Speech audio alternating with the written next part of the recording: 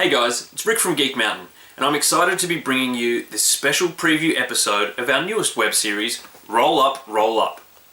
Throughout the season, we'll be looking at tabletop role-playing games through the lens of character creation, with myself and a whole bunch of guest players getting together to create characters and bring them to life in a new game each episode. No matter what role-playing game you're playing, no matter how different they are, what you do need are players, a tabletop, and a GM to run the game for you. So let's kick off this special preview episode by meeting one of our GMs, Gareth Hodges. As a GM, I've run games pretty much constantly for the last 20 years, often multiple campaigns at the same time, because I love creativity involved and I love the unexpected reactions that I get from my players. My favourite game would have to be Nobilis. Nobilis 2nd edition really changed my ideas of what gaming could be. It's very thought-provoking, it's very high-end, and it deals with questions about why do you do things and how do you do things rather than can you do them, because you're essentially playing gods. And it's those kinds of questions that I've wanted to explore in developing my own games. I ran a 7th Sea game. I love 7th Sea, swashbuckling fantasy. I ran a 7th Sea game for 8.5 years. That's my longest running campaign. As a player, I'm quite the opposite. I really love nitty-gritty, highly mechanical games that I can delve into and get my teeth into. So things like D&D 3.5, Mutants and Masterminds. There's always a sense of wonder and excitement about that first step that you take in a game where you're basically building the tools to open a door to a new world and to play somebody completely different. And the potential there, the excitement there is something that really thrills me, and I'm really looking forward to the series continuing, and I'm hoping that I can contribute something interesting for you guys at home to take away. Grant is also the lead developer on Crucible, which is the new RPG that has just been successfully funded with over 2 weeks left to go on Kickstarter. So if you haven't yet, go and check that out. Without much further ado, I guess, let's take a look at Crucible as our very first game on Roll Up, Roll Up. Thank you, Rick. On Roll Up, Roll Up, what we're going to be doing every episode is taking a look at the rules as written. Using the rules as written means we won't be using house rules, we won't be using optional rules. Now, most role-playing games do actually provide multiple character creation options. In those cases, we'll always use the first option presented because it's the default. Crucible's no different. So for Crucible, we will be looking at creating our characters using elements or using primes. Yeah. When we developed Crucible, we wanted there to be a strong elemental theme, a strong primal theme to each character. And so the first character creation system that we are putting in the book is one where half of what goes to make up a character comes from the spread of their primal traits and is dictated by those traits, and the other half is a free point buy system. So it's a balance between essentially nature and nurture. First, we'll be starting with a character concept, and then doing our best to accurately build that character within the system we're using. Then, we get to jump into the gameplay and see how they really work. First, I need to choose my species. In Crucible, any species can play any role, so I'm going to play a skier, one of the insectoid people. Though I'm going to be a more independent skier than a real hive loyalist. My character concept is a travelling anarchist out to make a difference in the wider world. While I'm going to have a strong focus on sticking it to the man and bringing about political and social change, I'm going to work primarily as an entertainer, which should help my popularity and support the idea of constantly travelling from place to place. We've taken a very streamlined approach to character generation in Crucible. Rather than having endless lists of skills or knacks, that sort of thing, we've stripped everything down to just 12 endeavours. Using the first character creation option presented, the all-important 12 fields of endeavour that are used for everything will be partially informed by my primal traits, the elements and fundaments of air, earth, fire, water, fate, and flux. The main focus for this character will be in the spirit endeavours, being able to sway hearts and minds and change the world through words. But since I'm looking at all the spirit endeavours almost equally, I'm happy to use my points to boost them all anyway. Looking at the associated keywords for the elements and fundaments, I do feel a strong connection with air as a constantly moving, aspirational prime. Looking at the endeavours, air adds directly to body finesse, which would support the concept of good hand-eye coordination for acrobatics and juggling, and mind finesse for seeking out marks in a crowd and the sort of active quick thinking to come up with a plan of action on the fly. I want both of those to be quite high, so I'll lock in air as my 5-point prime. Water gives me the body flow to react to things, but importantly it gives me spirit finesse for the sneaky social manipulations to really play politics and work people over without them knowing they're being played. So that's going to have my 4. Spirit force is very important to bring a whole crowd to attention with big bright performances, and even though I don't see this character being particularly strong for the body force stat, 3 is well below average if I don't add to it anyway. Flux, the fundament of change and adaptation, is something that makes sense too, so I'll put the other 3 there, leaving just Earth and Fate to assign the 2 and the 1. Since neither of them is particularly high as a number, I'm more interested in the themes of each prime than their endeavour associations, and ultimately, the sense of community and support that's linked to Earth is more relevant to this character than the grim responsibility that comes with Fate. So Earth gets the 2, Fate gets the 1. With the starting numbers for my pools filled out from those primal traits, now I really get to mould the character to meet my vision by assigning my 40 points wherever I like. No pool can be lower than 2 or higher than 12, and other than that, I've got no restrictions. Personally, I like to build from weaknesses, and I've got 3 in mind from the get-go. Body Force, Mind Force, and Mind Fortitude. Mind Force is currently at 2 thanks to my Earth trait, and it's responsible for crafting, engineering, making long-term plans, and all the sorts of intellectual pursuits that are just not suited to this character. So I'm going to save my points and leave that as the minimum 2. Body Force is at 3 thanks to my Fire trait, but I'm definitely not looking to break any records for the bench press, and I'll be looking to throw things from a distance and hide in the shadows if a fight breaks out. So 3 is what it's going to stay. Mind Fortitude is also quite scholarly, but it's sort of got history and memory tied in with it, which I think is kind of relevant to the idea of wanting to change the world. So I'll bump up the 1 that I got from Fate, I'll spend 3 of my points, and I'll get a total pool of 4, which is still below average, but not terrible. For Spirit, I don't want anything below average, so I'm straight up just going to bump all of those up to a 6, which costs me another 13 points, leaving me with a total of 24 left to spend. My body finesse should be excellent for my acrobatics, juggling, and sneaking around, so I'll buy it up to 11, but flow and fortitude can be around the average mark with a 6 and a 5. Mind flow can be a 5 too, but I'll buy mind finesse up to a 9 to keep it as one of my best endeavours. That leaves me with 7 points left to spend to really make my spirit pools shine. So I'm going to leave spirit flow at the 6, but fortitude and force can become 8s, and I'll give my spirit finesse the edge for that manipulative politics game with a 9, keeping it in my top 3 endeavours overall. Adding my flow and fortitude pools gives me my total health for body, mind, and spirit, which are all looked at separately. So ultimately, I'm above average to survive attacks on my spirit, I'm average for my body health, and I'm only slightly below average for mind. Now that I've got my all-important endeavour pools sorted, I've got to pick my birthright, my vocation, and select my first legacies, which will be where I get the first special abilities that really set me apart from other characters. Okay, so the endeavours cover the things that you're actually going to be throwing coins for in the game to achieve results. As far as filling out the character, birthrights are things that the character brings with them from their past, be it inheritances or something about the circumstances of their birth, anything to do with the history of the character. Vocations speak more to the things that they've done in their life, and are mostly descriptive but give a circumstantial advantage.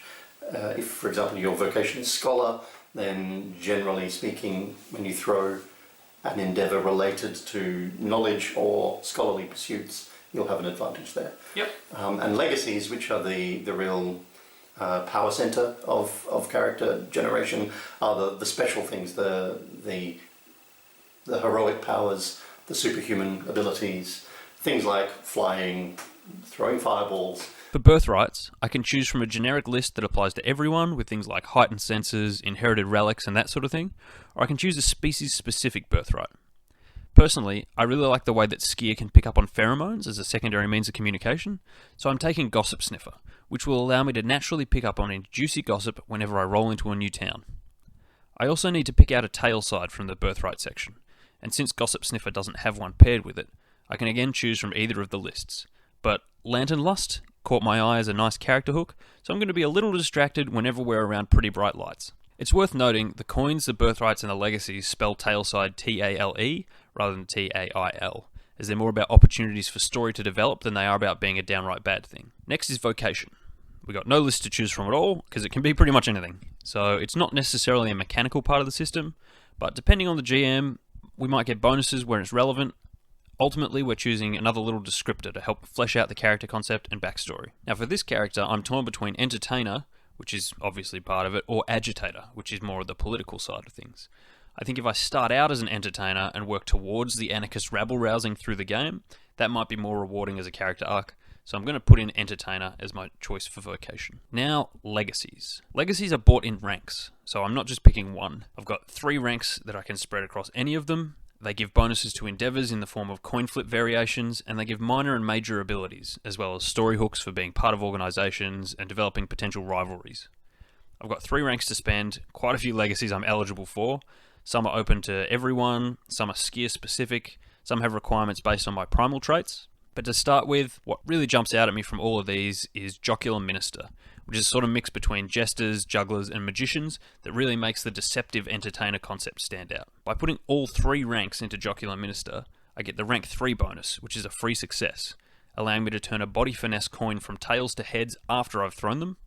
Plus, I get the minor and major abilities of the legacy. The minor ability takes advantage of my mind finesse pool to allow me to conjure 9 objects seemingly out of thin air, which I can use to juggle. So I can put on crazy light shows and all that sort of thing. While the major ability allows me to try to transfix a single target with my performance, keeping them completely distracted from anything else that might be going on. Now that I've got my species, my primal traits, my endeavours, my health, my birthright, my vocation and my legacy sorted, I've got the option to invest some of my coins into making mundane equipment more powerful. Otherwise, my sneaky insectoid jester is already ready to play. Because the powerful coins are so central to the mechanics of Crucible, with coins being thrown, flipped and spent to achieve success throughout the game, they're also an important resource for each character. We start with 20 empowered coins in our horde, and if I invest some into my gear, that limits how many I can carry to actually throw and spend in general play. But on the flip side, magic gear gives the same sort of bonuses as legacies, so it's well worth it. For 1 rank, I could reflip a single coin that was a failure, with a 50-50 chance of improving the result. For 2 ranks, I could set one aside as a success, before throwing the others, and for 3 ranks, I get that free success I mentioned earlier, throwing the endeavour pool and then turning any one of the failures into a success after the fact, without spending the coin. As a fancy skier entertainer, I'm not going to wear much in the way of clothing. I'll have a beautifully decorated carapace to make me look pretty, but I'm going to invest 3 of my coins into some nice gold bangles on my 4 upper limbs to give me a free success when I throw things with body finesse. With all of that done, this is what my final character sheet looks like. Morality is a big part of the game, but I'm not being forced to choose an alignment. No. One of the things that formed the basis of our design for this game is that every character starts out essentially untested. They may believe that they have certain moral positions on things, but they've never been put in a position where they've had that challenged. And so it's the things that you do in the game that dictate which way you end up heading in terms of your moral development. Alright. With my awesome skier ready to play, it's time to hit the tabletop area of PAX Australia.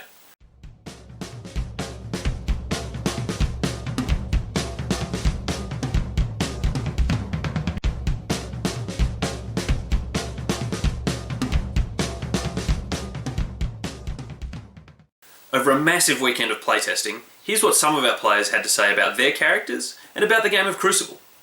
I played a Drake, a winged Drake, who enjoyed looking at things from above and trying to beautify the world. Played the Bond Knight. I played Necrosi, a scientist, who was a super fun character to play. A lot of non-combat abilities that you get to use, like jury-rigging random items that the GM just lets you kind of make up on the spot, on the fly, to come up with creative solutions, I guess, to problems that are there, like catapults for literally everything that you want. Lakshai called Solace, who was a Berserker champion. He was awesome. The character was great. They're a race of water-dwelling, very emotional creatures that I basically, playing my character was just charging into battle. And yeah, it was a really, really fun time. Well, I was playing Necrosi. I was a viney character that was a little bit shady, as best you could probably put it. You're a thief. It was a thief, yes, and he enjoyed mingling with things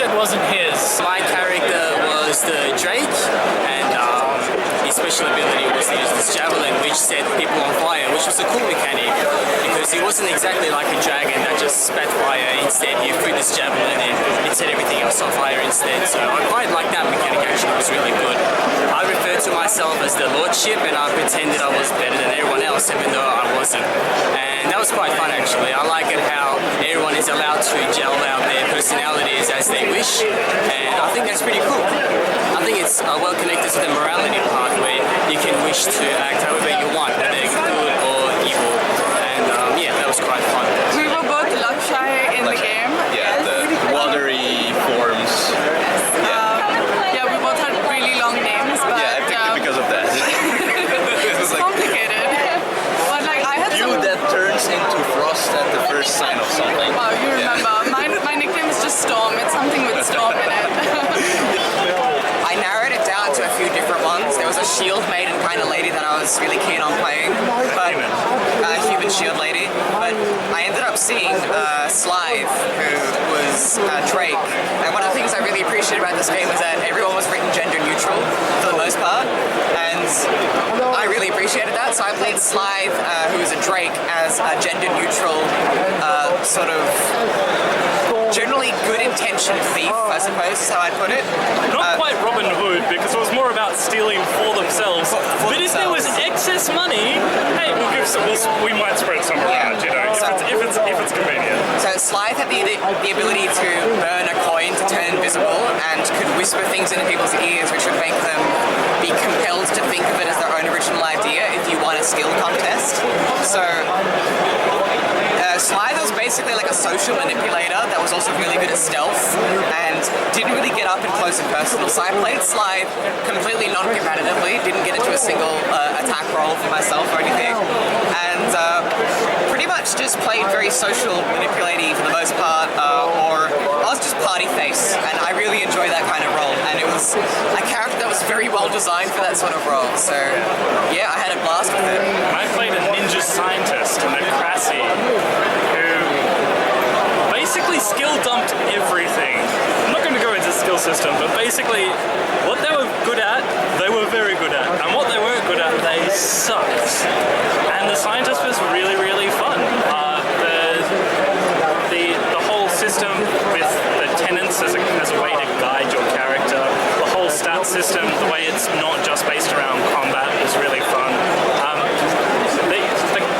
So when you normally play a lot of systems, one of the biggest criticisms of D&D is that it's mostly combat focused. Like there's 4/5 of the sheet is devoted to combat, the other 1/5 is devoted to role playing, and most of that is like 2 dice rolls, and the rest of it you have to fill in yourself anyway.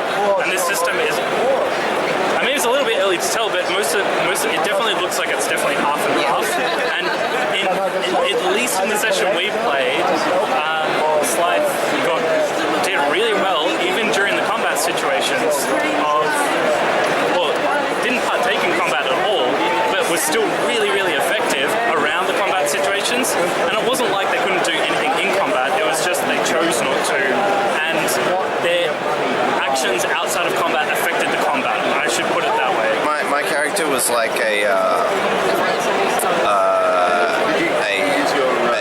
the gem finger. It was kind of an all-rounder. It was pretty good at a lot of things, quite tough, good at attack and defense. Also had some utility abilities, which was like making things more valuable and finding secret doors. My character was more like a scholar, so very analytical, not like taking part in things, and more like throwing coins from afar. Coin sling, yeah. Sling. Mine was very powerful actually. She was, I'm going to say she because whatever, but she was, she could like have a rage of fury and super powerful, super strong, and very calm. So yeah, I think I was the leader of the team. Don't tell the other guys. No, I was like more in the back, like looking for traps and like reading stuff the other people didn't understand, because I'm actually smart and not just a purser. You're horrible. No, it was a lot of fun. Yeah. It was really a lot of fun. My accessibility of, because I'm a plant, I have a lot of insects and stuff on me. They all fly. I can use them essentially to extend my sensory range. That was freaking fantastic. I'm like this scientist ninja that also happens to be a fantastic scout, in that I just just open my arms and all these butterflies fly out of my chest cavity, which is disgusting and cool at the same time. And I really liked the fact that all the races were actually very diverse. I liked that the human wasn't the default choice. I liked that being a human actually was something special, but also not super common.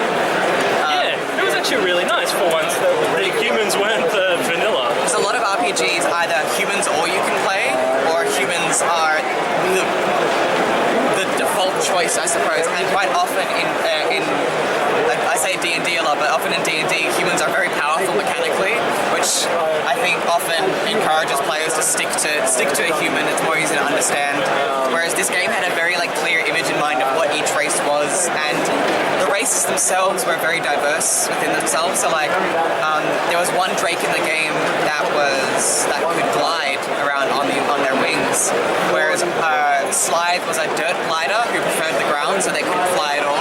So all their abilities were tied in that way, and apparently appeared very differently from each other physically. So I really enjoy fantasy races that are internally diverse, as well as diverse compared to other races, because that's true. Because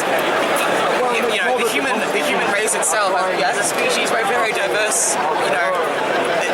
To us, as we see each other, we see a lot of diversity, a lot of range, different shapes and sizes. But often in fantasy, it's a kind of cop-out if you're like, well, there's red dragonborn and there's blue dragonborn, but otherwise they all have scales and horn ridges and a tail. It was really nice to see different bloodlines and breeds of them. Well, the fact that they were so diverse, though, because my Acrassi was very much about self-composed single boys, like I said, kind of the ninja style, but they were very much within themselves, whereas the other Acrassi that was in the party with us was very wild. They had and it was shown in the game mechanics as well as just the personality and the way it's written down. The ability where they would burn a coin and then split into land. Essentially, they just turn into a whole bunch of lines and then move away, and they look completely different to me. And the third one, an Acrassi NPC that we came up against had thorns coming everywhere. It was more like a rose thicket, where I was more like a jungle glade, and the other one was more like a really thick Amazon jungle kind of looking Acrassi. It was really, the diversity was probably one of the most appreciable, especially because the diversity within the race is not just about looks and personality, it's also about game mechanics. The coins are generally really well made. They throw well, they flip well, that sort of thing. Didn't lose any, which was something that I was actually concerned about. They were a very different way of playing, and I think that in itself was actually really fun. Coins are awesome. They feel really nice and they're really unique. I don't think I've played another RPG with coins of that quality and I guess that much detail.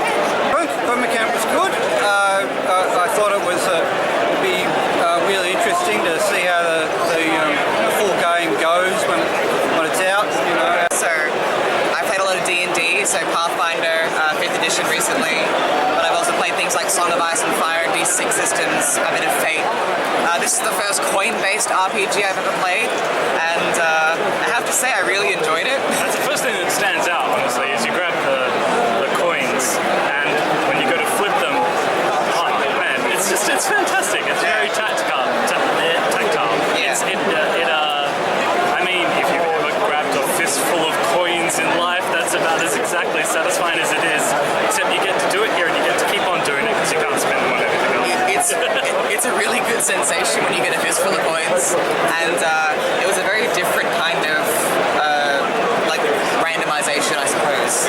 So I guess it was theoretically like rolling a bunch of D2s, but it was done in a way that was very it was dice rolling in all but name, I suppose, but it was still really an enjoyable form of it. Yeah. There was a question that I asked during the session, at the end of the session actually, where I was like, so why did you choose dice and not fudge?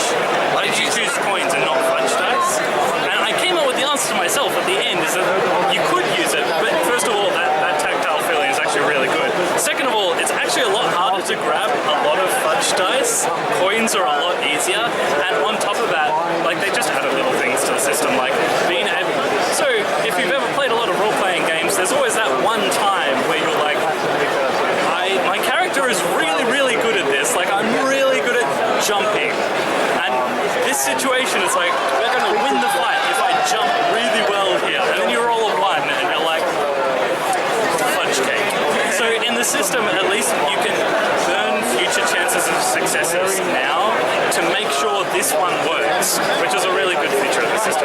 playtest. I like the city and the different races. They're really interesting.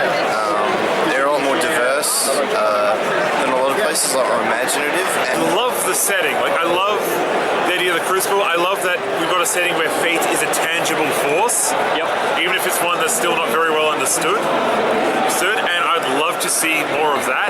And the races are incredibly diverse. Admittedly, without seeing more of the system, I can't comment on mechanics-wise, but I like the ideas behind them. All thought out, very diverse. Like, my character's race literally showed their emotion through their body. Like, you cannot hide, like, a Lakshai cannot hide their emotions from anyone. Because you make them angry, they literally radiate lightning from under their skin. You Which make I us think that sad, we turn into ice. That would actually be an interesting character dynamic when you think about it. Like having a rogue Yakshai that's good at lying. Like that would be a really interesting character dynamic because they'd be able to like get stormy when they're actually happy and things like that. So they sort of do exactly the opposite, which would be kind of interesting. That would be very interesting. And the other thing that I did want to mention that I thought was really interesting about the setting is that they deliberately don't stress specific norms that we're used to. So you can have one parent, you can have 12 parents, you can have no parents.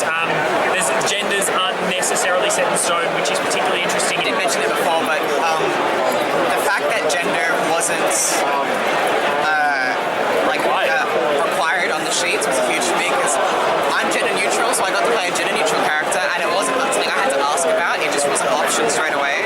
So I just got to jump in and play my character the way that I felt it had to be played, and I didn't feel like I was sort of chafing under a social norm that I had to hold to, especially because everything's so wild and wonderful already that like splitting hairs over gender would be a ridiculous idea anyway. So I really appreciated that from a player standpoint. And not just that, but like it's not just about gender non-specified. It's just very little of it is specified, but the mechanics encourage you to be able to play. They guide you. You can play whatever way you like, but the mechanics, it's just like any good game, really. Crucible's a great game. It's super unique in kind of way you just make decisions and how you get results, I guess. And Great game. Yeah, it was a very good game. We're planning on kickstarting it as soon as we're done. Definitely, for my first tabletop RPG, it was a very fun thing to look into. So that's it for the PAX edition of Roll Up, Roll Up. Make sure to check out Crucible on Kickstarter if you're interested, and stay tuned to Geek Mountain as we bring you the first official season of Roll Up, Roll Up from around the tabletop. I'll see you then.